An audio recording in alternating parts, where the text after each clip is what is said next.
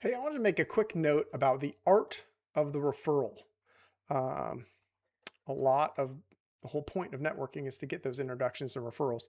And a lot of times, I think well meaning people who are making those introductions or referrals make it more work than they need to and actually decrease the chances that a meeting will happen at the same time. What they'll do is they'll say, they'll write a message, a direct message, or call someone or whatever, and they'll say, "Hey, I think you should talk to Joe. Joe is an expert in XYZ. He's been doing it for this long. He specializes in XYZ, and I really like him, and I think that you should talk to him." And they'll send that out. Um, or they may even like have a one pager description of what Joe does and send that along with them.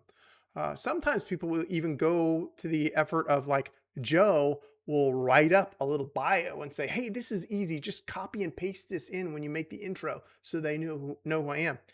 I actually think all of those things are bad ideas. Um, it's nice and it's well appreciated that you're trying to help. However, in my opinion, the more you tell about Joe, every single detail actually decreases the chances of Joe actually getting that meeting. Um, And what I think is the best policy is to reach out to the person and say, "Hey, I just talked with Joe. He does marketing or he does like one word description. And I think you two should talk." And that's it.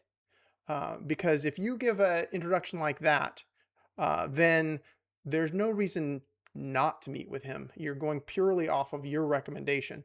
Whereas all of those descriptions of exactly what Joe does and his one pager and his bio, really what that is a big list of reasons why you wouldn't want to meet with Joe. Like, oh, I've already got that covered. Oh, I understand who he is. I've now commoditized him. He's now a commodity. He's just like these other 20 people who I feel like do the same thing.